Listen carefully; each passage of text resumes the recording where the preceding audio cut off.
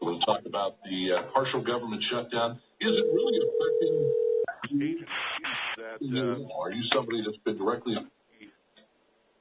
affected by this partial government shutdown?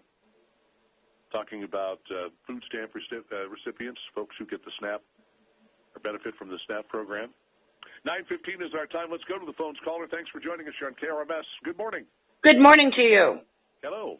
Hey, I do have something on my mind. It's not exactly with the federal things, although I think that a lot of it, you could take up there.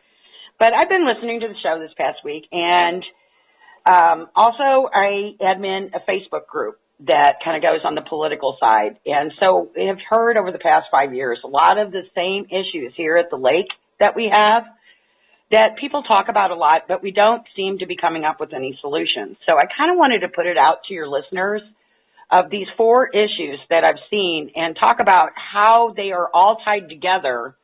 And they kind of create, in coming up with a solution for all of them, they kind of create the situation where you don't know what to do first. So I don't get any talkier. I'll just lay those 4 problems out there. Okay. Average pay at the lake is usually about $10 to $12 an hour. And there's usually with most jobs, there's not a lot of room to grow and stay. So I think that what ends up happening with that leads into the second problem is that our employers have not so great of a workforce to choose from because, all these jobs are $10, $12 an hour. So the employees, it's no big deal to quit a job because we're a tourist area. There's, 400 other jobs to go out and get and make average money. So that leads to the fact that we have problems in the area with loyalty and things like that. I think that leads down to the fact that our youth in the area needs a little bit more education or something along those lines because we see the kids that do go off to college not coming back. In fact, our commissioners have brought that up. What can we do to change that? The kids that are left here, and these are problems 3 and 4, the kids that are left here that don't go away have a tendency to get into trouble. And then we're dealing with not only a youth that's in and out of a juvenile hall, but they end up turning into an adults that don't move anywhere else after they get out of prison. So it's not, all of this all together is hurting our lake pretty bad. But you can't go to the employers and say pay them more because they'll tell you that the youth and that they're, their employees that don't have college degrees aren't going to stay with them. So why should they pay them more?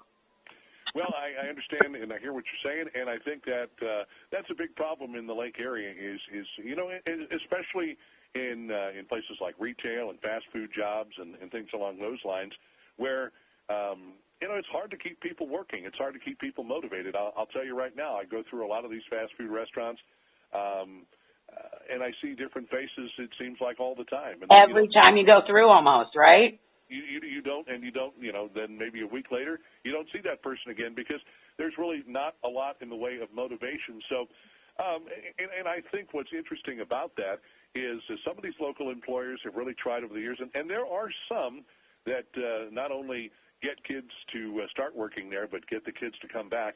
A lot of course, businesses that operate here at the Lake of the Ozarks are businesses like convenience stores and gas docks and things on the water where they need kids to bus tables or to boats pull up and things like that. So, some sort of an incentive. I understand and I get that. And certainly when you're talking about trying to bring in industry or something like that, similar to the window plant that is going to be up and running there in Eldon soon, and bringing a lot of people.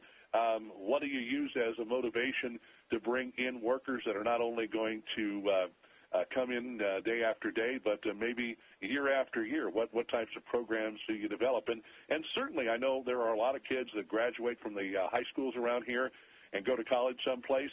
Some do come back, but I would say that in a lot of cases, Camden County Commission, a lot of folks would like to see us be able to retain more of those kids to bring them back as they graduate from college with a degree, start a business, work here at the Lake of the Ozarks, and help provide for the future of the economy here and the surrounding area. So, yeah, you make a lot of good points this morning. Right. And I mean, I've taken stabs at trying to like take these issues on separately and usually run into failure because of the other issues I brought up.